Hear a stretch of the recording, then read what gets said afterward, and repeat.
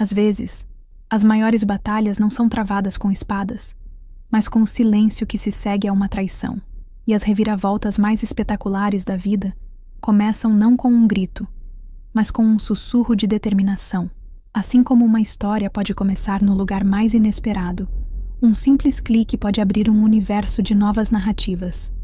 Se você aprecia jornadas de superação e lições inesquecíveis, considere se inscrever em nosso canal. Você não vai querer perder o que vem a seguir, pois a história que vamos contar hoje é a prova de que a inteligência nunca envelhece. E a dignidade, essa não tem preço. O ar da rodoviária do Tietê, em São Paulo, era uma mistura densa e palpável de diesel, pão de queijo velho e a ansiedade coletiva de milhares de almas em trânsito. Para Amélia, sentada num dos bancos de plástico duro e frio, o caos ao seu redor, os pregões dos vendedores, o arrastar de malas com rodinhas quebradas, os anúncios estridentes nos alto-falantes, parecia distante, abafado por uma redoma de incredulidade. O mundo tinha se tornado um filme sem som. Seu filho, Ricardo, estava de pé à sua frente. Aos 45 anos, ele ainda tinha os traços do menino que ela criara, mas estavam endurecidos pela ambição, os cantos da boca repuxados para baixo por um descontentamento crônico.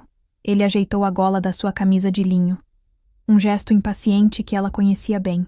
"Mãe, a senhora vai ficar bem", ele disse, mas suas palavras eram ocas, desprovidas de qualquer calor. O tom era o mesmo que se usa para acalmar uma criança teimosa ou para se livrar de um vendedor insistente. Lages é uma cidade tranquila, ar puro, gente simples. Vai ser bom para a sua saúde. Amélia o encarou. Seus olhos, de um castanho profundo que já haviam analisado gráficos de ações com a precisão de um cirurgião, agora estavam velados por uma fina camada de dor. Ela não disse nada. O que poderia dizer? Que o ar puro de Lages lhe queimaria os pulmões como ácido? Que a simplicidade do interior seria uma prisão para uma mente que um dia dominou a complexidade da Faria Lima? Ela segurava uma pequena mala de mão no colo. Dentro, algumas peças de roupa, um livro de palavras cruzadas e o porta-retratos com a foto de Sofia, sua neta de 10 anos. Ricardo havia dito que era uma viagem para descansar, uma surpresa. Ele a ajudara a fazer as malas naquela manhã, com uma eficiência fria e apressada.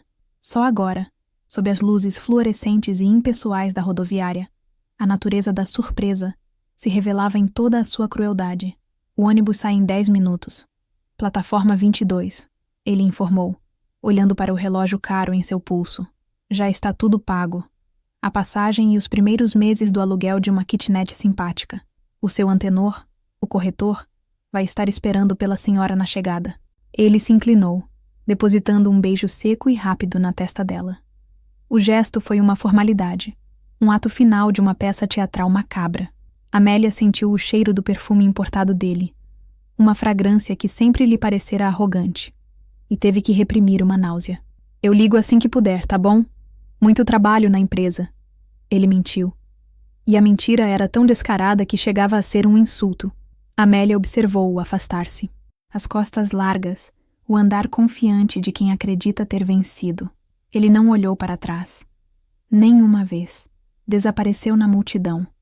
Um homem engolido pela sua própria pressa, deixando para trás a mulher que lhe dera a vida, que sacrificara um império por ele. O anúncio da partida do ônibus para Lages soou pelo sistema de som. Uma sentença final. Ela não se moveu. O banco de plástico parecia ter se fundido ao seu corpo. O abandono era uma criatura viva agora, sentada ao seu lado, envolvendo-a com seus braços gelados. As lágrimas que ela se recusava a derramar formavam um nó apertado na garganta. Ela não era uma vítima. Nunca fora. E não começaria a ser agora, aos 70 anos. Lentamente, como quem acorda de um longo sono, ela baixou o olhar para sua mão esquerda, pousada sobre a mala. No seu dedo anelar, um anel, uma aliança de ouro simples, sem pedras, sem ostentação. Era a única joia que Ricardo não notara. Ou talvez, em sua ganância por propriedades e ações, a tivesse julgado insignificante. Para ele, era apenas um aro de metal velho. Para Amélia, era o último vestígio de seu marido, a memória de um amor verdadeiro. Mas naquele instante, o anel se transformou. Deixou de ser apenas um símbolo do passado e tornou-se a chave para o futuro.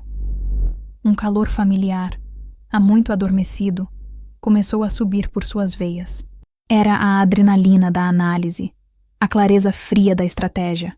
O choque inicial deu lugar a uma calma glacial. A dor ainda estava lá, uma brasa ardente no fundo do peito, mas agora estava contida, canalizada. Ricardo acreditava tê-la descartado como um móvel velho. Ele a via como uma velhinha frágil, senil, uma despesa a ser cortada para que ele pudesse desfrutar de sua herança em vida. Ele havia cometido muitos erros em sua carreira, mas este, Amélia soube com uma certeza que vibrava em cada fibra de seu ser, seria o último e o maior de todos. Ele não a abandonara numa rodoviária. Ele a colocara de volta no tabuleiro de xadrez. E a loba da Faria Lima, que todos pensavam estar morta e enterrada sob camadas de bolos caseiros e tricô, estava prestes a jogar. O zumbido da rodoviária continuava, mas para Amélia, o tempo parecia ter se dobrado sobre si mesmo. Sentada ali, encolhida em seu casaco de lã simples, ela não era apenas a senhora de 70 anos que acabara de ser abandonada. Fragmentos de outra vida, outra mulher, começaram a emergir das profundezas de sua memória, não como fantasmas, mas como projetos de uma fortaleza a ser reconstruída. Houve um tempo, nas décadas de 80 e 90, em que seu nome era um sussurro de respeito e temor nos corredores da Avenida Faria Lima, o coração financeiro do Brasil. Amélia Vasconcelos. Ela não usava vestidos floridos e sapatos confortáveis. Usava tailleurs de corte impecável, sapatos de salto alto que ecoavam com autoridade nos pisos de mármore, e seu cabelo, então de um castanho escuro e vibrante, estava sempre preso num coque severo e elegante. Seus olhos, hoje marejados de uma dor silenciosa, eram famosos por sua capacidade de dissecar um balanço financeiro em minutos, de enxergar tendências onde outros viam apenas caos. Ela não era agressiva, era precisa. Não era impiedosa, era lógica. O mercado financeiro, para ela, era um grande organismo vivo, com seus próprios ritmos, medos e euforias. E ela era uma de suas melhores intérpretes. Ela construiu a fortuna da família ao lado de seu marido, Heitor, um homem gentil e brilhante que era o coração da empresa, enquanto ela era o cérebro estratégico. Juntos, eram imbatíveis. Então, Heitor se foi, levado por um ataque cardíaco fulminante, que deixou um buraco em sua vida e em seus negócios. Pouco tempo depois, sua nora, a esposa de Ricardo, também faleceu em um acidente, deixando o filho viúvo com a pequena Sofia para criar. Foi nesse ponto de inflexão, nesse acúmulo de perdas, que Amélia tomou a decisão que mudaria tudo. Olhando para o seu filho, devastado pelo luto, e para a neta, uma menina de olhos assustados que precisava de uma avó, não de uma CEO, ela fez uma escolha.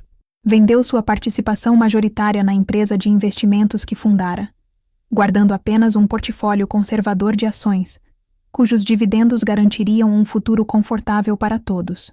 Ela pendurou os tailleurs, guardou os relatórios e trocou a Faria Lima pela cozinha de sua casa no Morumbi. Ela se dedicou a Ricardo e Sofia com a mesma intensidade com que antes se dedicava ao mercado de ações. Fez bolos, ajudou com a lição de casa, contou histórias para dormir.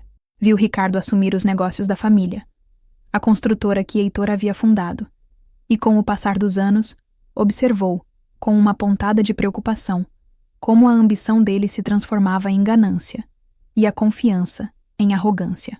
Ele começou a vê-la não como a mulher que construíra a base de tudo o que ele tinha, mas como uma relíquia do passado, uma velhinha cuja mente, ele supunha, se deteriorava junto com o corpo.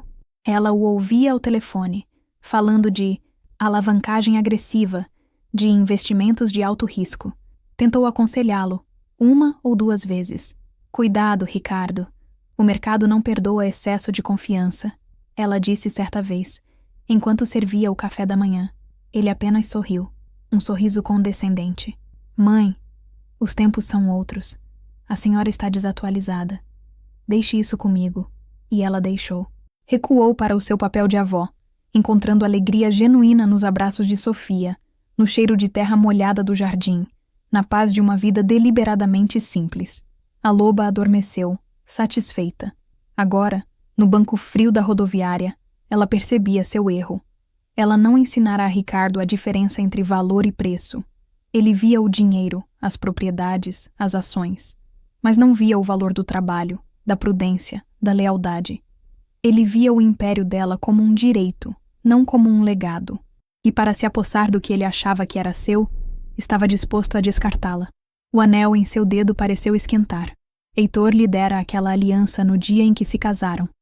Era ouro maciço, 24 quilates, de um design simples e atemporal, para que você sempre se lembre, ele dissera, que o valor verdadeiro é sólido, constante e não precisa de alarde. Durante anos ela usou o anel de noivado de diamantes que ele lhe dera junto, mas depois que ele morreu, ela guardou o diamante e ficou apenas com a aliança. Era um lembrete silencioso dele, mas Heitor era um homem prático. Isso aqui, meu amor, ele dissera certa vez, apontando para o anel, não é só um símbolo. É um fundo de emergência. Ouro é ouro em qualquer lugar do mundo. Se um dia tudo der errado, isso aqui é o seu recomeço. Tudo der errado. Amélia finalmente se levantou. O corpo doía pela tensão e pela longa permanência na mesma posição, mas sua mente estava extraordinariamente clara. Ela pegou a pequena mala de mão. O ônibus para Lages partiu da plataforma 22, um gigante barulhento, levando um assento vazio. Amélia nem olhou. Seu destino não era mais aquele. Ela caminhou com uma determinação que desmentia sua aparência frágil. Atravessou o saguão, ignorando os olhares curiosos. Não estava indo para o guichê de passagens, nem para a saída de táxis. Ela se dirigiu a um orelhão no canto, um aparelho quase obsoleto em um mundo de smartphones. Com a mão que não tremia, ela tirou da pequena bolsa uma caderneta surrada. Dentro, entre receitas de bolo de fubá e números de telefone de médicos, havia uma seção esquecida, escrita com sua caligrafia firme de antigamente. Títulos, nomes e números. Contatos. Ela não ia para Lages. Ela ia para a Rua do Ouro, no centro de São Paulo. E depois, ela faria uma única ligação. O anel em seu dedo não era uma memória. Era capital. E com capital, informação e uma mente como a sua, podia se mover o mundo. Ou pelo menos, o pequeno e frágil mundo de Ricardo. A luz cinzenta de São Paulo filtrava-se pelas ruas do centro, onde a arquitetura histórica se misturava com a urgência do comércio popular. Amélia desceu do metrô na estação São Bento e emergiu no coração pulsante da cidade. O ar era diferente ali, carregado com o cheiro de metal, de história e de transações. Ela não fraquejou. Cada passo era deliberado, cada observação, uma análise. Ela conhecia aquele lugar. Antigamente, vinha aqui pessoalmente para negociar com ourives e joalheiros de confiança. Ignorou as lojas vistosas com vitrines brilhantes que gritavam "compro ouro" para turistas e desesperados. Procurava por uma fachada discreta, uma porta de madeira maciça com uma pequena placa de latão que dizia Salomão em Filhos, joalheiros desde 1958. Era um lugar que prezava a discrição e a honestidade, qualidades raras que ela sempre soube valorizar. O interior da loja era silencioso, forrado com veludo escuro e madeira de lei. Um homem de seus 50 anos, com um quipá na cabeça e óculos de aros finos na ponta do nariz, levantou os olhos do seu trabalho. Era neto do Salomão original. "Pois não, senhora?" ele perguntou, com uma polidez profissional. Amélia abriu a bolsa e, sem dizer uma palavra, tirou a aliança de ouro do dedo e a colocou sobre o balcão de vidro. O gesto foi firme, sem hesitação. O joalheiro pegou a peça com uma pinça. Seus olhos treinados a examinaram. Ele a pesou na mão, depois numa balança de precisão. Pegou sua lupa e analisou a marca do ouro. Sua expressão era neutra, mas Amélia viu um lampejo de apreciação. Aquele era ouro puro, de qualidade superior, algo não tão comum hoje em dia. É uma bela peça.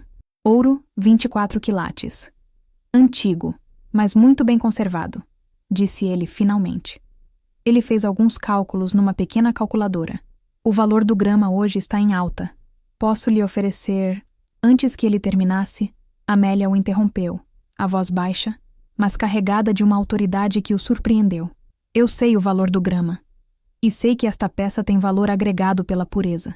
Não estou aqui para pechinchar, mas quero o preço justo, sem a comissão de desespero que o senhor costuma aplicar.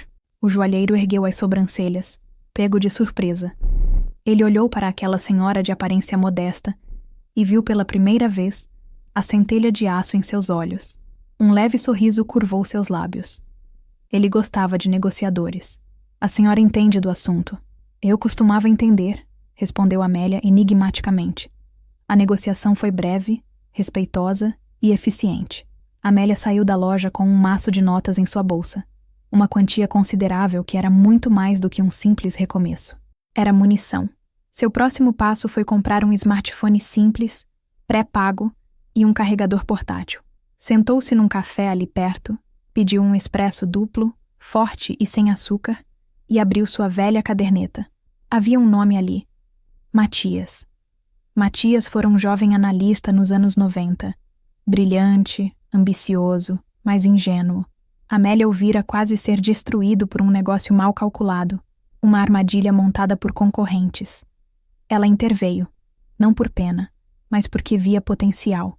Deu-lhe um conselho, uma informação crucial sobre o caso da privatização da Telebrás, que não apenas salvou sua carreira, mas o catapultou para o sucesso. Ele nunca soube exatamente como ela soube, mas a lealdade dele foi selada para sempre. Se um dia precisar de algo, qualquer coisa, doutora Amélia, ele dissera na época. Esse dia chegara. Ela discou o número. Chamou 3 vezes antes que uma voz masculina, agora mais grave e confiante, atendesse. Alô? Matias? A voz de Amélia era calma. Houve um silêncio do outro lado da linha. Um silêncio carregado de choque e confusão. Fazia quase 20 anos que não se falavam. Quem fala? É Amélia. Amélia Vasconcelos. O silêncio se aprofundou. Amélia podia quase ouvir as engrenagens na mente de Matias girando, tentando processar aquela informação. A lendária Amélia Vasconcelos, que desaparecera do mercado, que todos acreditavam estar aposentada e vivendo tranquilamente. Doutora Amélia? Meu Deus, é a senhora mesmo? Aconteceu alguma coisa? Aconteceu que eu preciso de um favor, disse ela, direta. Lembre-se de 1998, o caso da Telebrás. Aquelas palavras eram o código, a senha que ativava a dívida. Matias soltou o ar, um assobio baixo. Claro, lembro-me todos os dias. O que a senhora precisa? Dinheiro? Advogados? Preciso de algo mais valioso. Preciso de informação e acesso. Acesso? Ele repetiu, confuso. Preciso de um terminal da Bloomberg ou similar.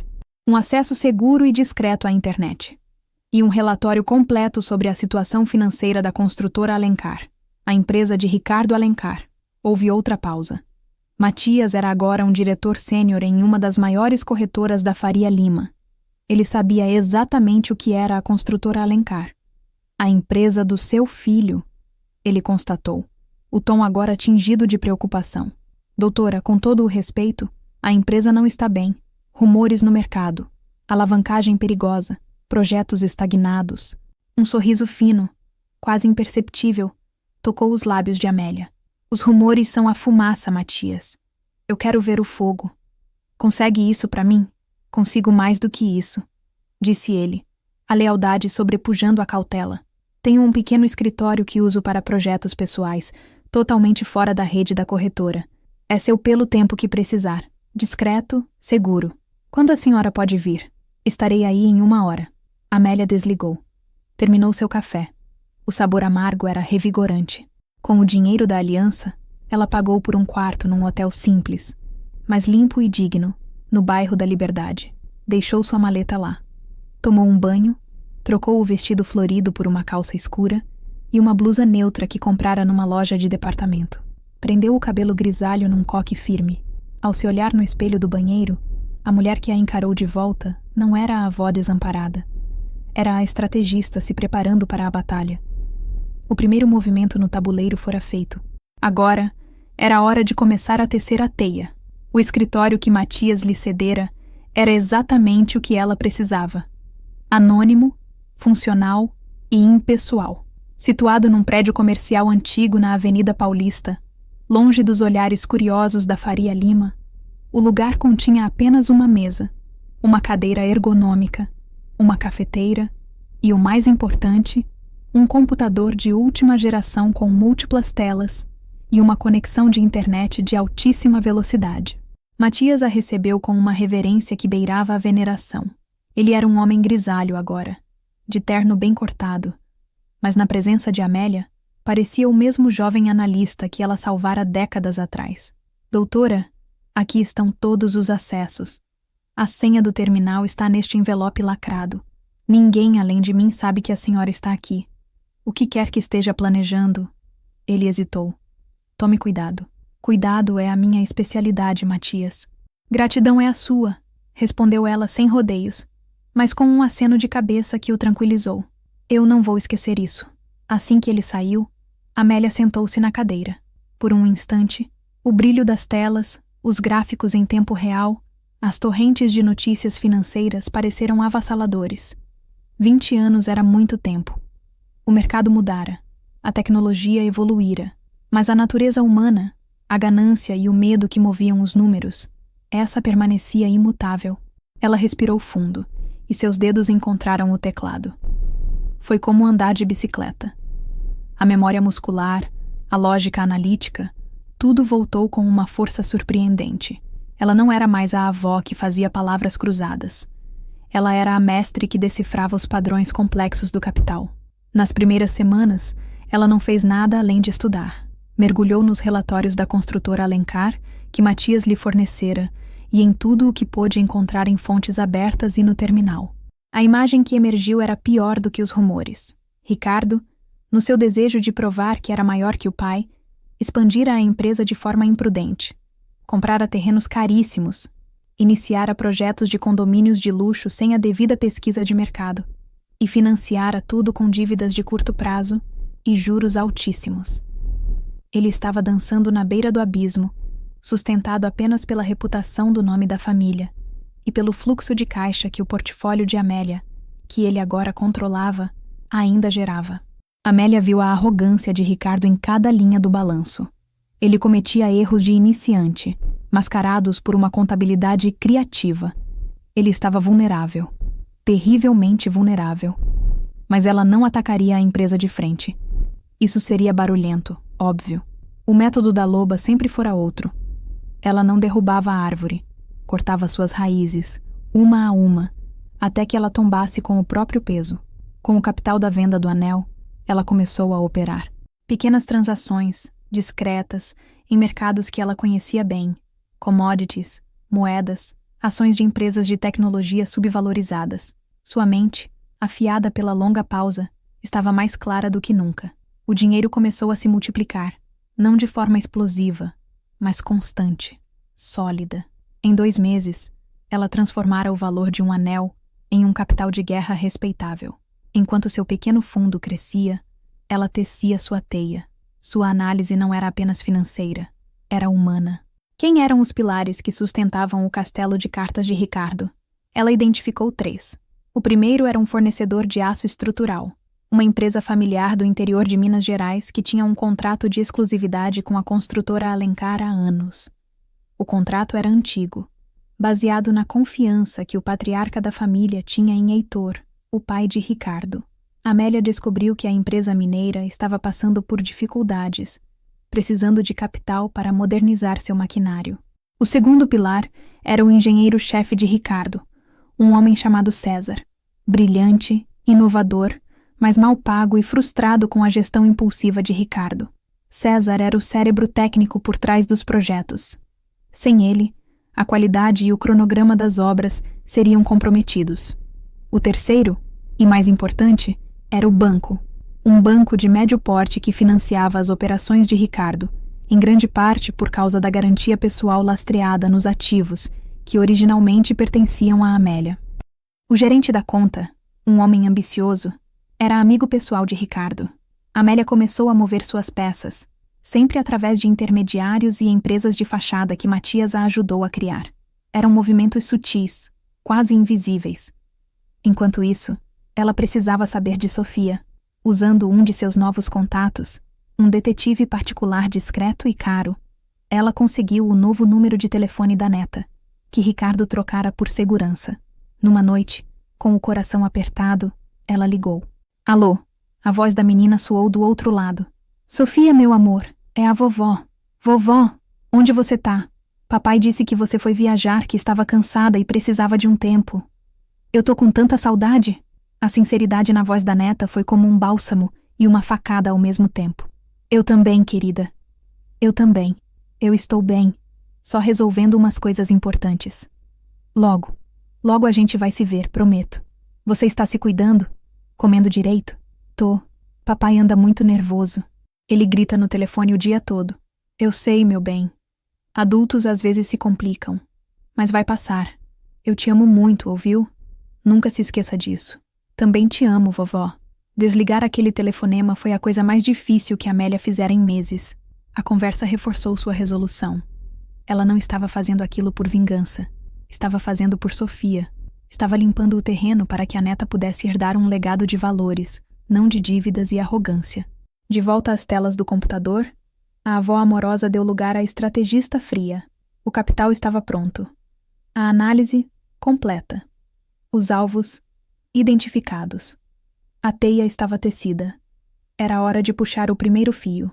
O outono chegou a São Paulo, pintando as poucas árvores da Paulista com tons de amarelo e ocre. A mudança da estação espelhava a virada na sorte de Ricardo Alencar. Para ele, o mundo, que sempre fora ensolarado e previsível, começava a se encher de sombras e incertezas. O primeiro sinal de problema veio de Minas Gerais. Seu fornecedor exclusivo de aço estrutural, a siderúrgica Ferraz, informou que não poderia cumprir o próximo grande pedido. O patriarca, seu Osvaldo, ligou pessoalmente, a voz cheia de pesar. Ricardo, lamento. Recebemos uma proposta de investimento que não podíamos recusar. Um grupo de investimento de Curitiba. Vão modernizar toda a nossa planta, mas exigiram exclusividade na produção pelos próximos 2 anos. Ricardo ficou furioso. Mas e nosso contrato? Nossa parceria de décadas? Nosso contrato tinha uma cláusula de rescisão, Ricardo. E, francamente, seus pagamentos têm atrasado. Eu preciso pensar no futuro da minha empresa, dos meus funcionários. Forçado a procurar um novo fornecedor no mercado aberto, Ricardo descobriu que os preços eram 30% mais altos e a entrega demorada. O cronograma de seu principal projeto, um condomínio de luxo na Zona Oeste, sofreu um atraso imediato e custoso. Ele culpou a traição de seu Osvaldo e a instabilidade do mercado. 2 semanas depois, o segundo pilar ruiu. César, seu engenheiro-chefe, pediu demissão. Ele o fez de forma polida, mas firme, numa reunião tensa no escritório de Ricardo. Estou saindo, Ricardo. Recebi uma oferta irrecusável de uma concorrente. Concorrente? Quem? Eu cubro a oferta. Ricardo disse desesperado. César balançou a cabeça. Não é só o dinheiro. É o projeto, a autonomia. Eles valorizam a engenharia, não apenas o marketing. Sinto muito. A saída de César foi um desastre. Ele era o único que entendia as complexidades técnicas de uma fundação inovadora que estava sendo usada no projeto. O substituto, contratado às pressas, não tinha a mesma experiência, resultando em erros caros e mais atrasos. A reputação da construtora Alencar, antes sinônimo de qualidade, começou a ser questionada. Ricardo sentia o chão sumir sob seus pés. Em seu escritório suntuoso, com vista para a cidade, ele passava os dias ao telefone, alternando entre súplicas e ameaças. Tornou-se paranoico, desconfiando de seus próprios gerentes, acusando concorrentes de sabotagem. Sua arrogância deu lugar a um medo mal disfarçado. Em casa, seu humor era péssimo, o que não passou despercebido por Sofia. Enquanto isso, no seu discreto quartel-general na Paulista, Amélia observava os resultados de suas ações com uma calma cirúrgica. O grupo de investimento de Curitiba era uma de suas empresas de fachada. Ela não apenas garantira o controle da produção da siderúrgica Ferraz, como realmente investira na modernização da empresa, criando valor real e assegurando um ativo estratégico para o futuro. A oferta para o engenheiro César fora feita através de Matias, que usou sua rede de contatos para encontrar a posição perfeita para o talento do engenheiro, longe do alcance de Ricardo. Cada movimento era preciso, ético e devastadoramente eficaz. Ela não estava quebrando leis. Estava explorando as fraquezas que a própria ganância de Ricardo criara. O golpe final foi direcionado ao terceiro pilar, o banco. Com os atrasos nas obras e o aumento dos custos, A construtora Alencar começou a queimar caixa numa velocidade alarmante. Ricardo precisava de uma nova linha de crédito para cobrir os buracos. Ele marcou uma reunião com seu amigo, o gerente do banco, confiante de que conseguiria o dinheiro. Mas na semana anterior à reunião, uma matéria discreta, porém influente, foi publicada num importante blog de finanças. O autor, um jornalista veterano conhecido por sua seriedade, era outro dos antigos contatos de Amélia. A matéria, intitulada Nuvens no Horizonte da Alencar, não fazia acusações. Apenas levantava questões. Citava fontes do mercado que expressavam preocupação com o alto endividamento da construtora, os recentes atrasos nos projetos e a súbita e inexplicada saída de pessoal-chave. A matéria foi o suficiente para acender a luz amarela no comitê de crédito do banco. Quando Ricardo chegou para a reunião, o sorriso amistoso do gerente fora substituído por uma expressão de preocupação profissional. Ricardo, sinto muito. A conjuntura mudou. O comitê de risco reavaliou sua classificação. No momento, não podemos estender mais crédito. Na verdade, vamos precisar de uma chamada de margem sobre seus empréstimos existentes. Aquela foi a sentença de morte. Chamada de margem significava que ele precisava depositar mais dinheiro como garantia. Dinheiro que ele não tinha. O castelo de cartas, construído sobre fundações de arrogância e dívida, começou a desmoronar. As ações da empresa, que tinham capital aberto minoritário, despencaram. Os credores ficaram nervosos. O telefone de Ricardo não parava de tocar. Mas agora eram apenas cobranças. Em poucas semanas, a construtora Alencar estava à beira da insolvência. A única saída era declarar falência ou encontrar um comprador. Um salvador que assumisse a empresa e suas dívidas por uma fração de seu valor. Desesperado, Ricardo instruiu seus advogados a procurar por um comprador. E como uma resposta a uma prece desesperada, uma proposta surgiu. Um grupo de investimento discreto, chamado Fênix Capital, ofereceu-se para adquirir o controle acionário da empresa, assumir as dívidas e evitar a falência. A oferta era baixa, quase um insulto, mas era a única sobre a mesa. Ricardo, humilhado e derrotado, aceitou. A reunião para a assinatura dos papéis foi marcada para a semana seguinte, na sede da Fênix Capital, um endereço elegante no Itaim Bibi. Ele iria entregar o império de seu pai, a empresa que ele tentara expandir e acabara por destruir, para um grupo de estranhos. Em sua mente, ele era uma vítima das circunstâncias, de um mercado traiçoeiro e de rivais invejosos. A imagem de sua mãe, a velhinha frágil que ele deixara numa rodoviária, sequer cruzou sua mente. Ela era uma lembrança distante, irrelevante, de um mundo que não existia mais. A sala de reuniões da Fênix Capital era o epítome do poder discreto. Paredes de vidro com vista para o skyline de São Paulo, uma longa mesa de madeira escura polida como um espelho, e um silêncio que parecia absorver todo o som. Ricardo entrou sentindo-se pequeno. Um náufrago chegando à praia de seus conquistadores. Seus advogados o acompanhavam, carregando pastas e expressões sombrias. Eles se sentaram de um lado da mesa. O lugar na cabeceira, destinado ao representante da Fênix Capital, estava vazio. A espera foi deliberada, um exercício de poder que desgastava ainda mais os nervos já em frangalhos de Ricardo. Finalmente a porta se abriu. Ricardo ergueu os olhos, esperando ver um executivo de terno cinza, um tubarão do mercado com um sorriso predatório. Em vez disso, quem entrou foi uma mulher. Uma mulher de 70 anos, com cabelos grisalhos impecavelmente presos num coque elegante. Ela vestia um tailleur de seda azul marinho que parecia ter sido costurado em seu corpo, e caminhava com uma postura ereta e uma calma que dominava o ambiente. Seus sapatos de salto baixo mal faziam ruído no piso de madeira. Era Amélia. O cérebro de Ricardo demorou 1 segundo para processar a imagem. A dissonância era total. Aquela não era a mãe que ele abandonara. A figura frágil de vestido florido e olhar perdido fora substituída por uma matriarca de poder inquestionável. O olhar dela, que ele se lembrava como sendo caloroso ou, ultimamente, triste, era agora frio, analítico e completamente indecifrável. O choque em seu rosto foi tão profundo que por um momento ele pareceu incapaz de respirar. Seus advogados olharam de Ricardo para Amélia, a confusão estampada em suas faces. Mãe? A palavra saiu de sua boca como um sussurro rouco.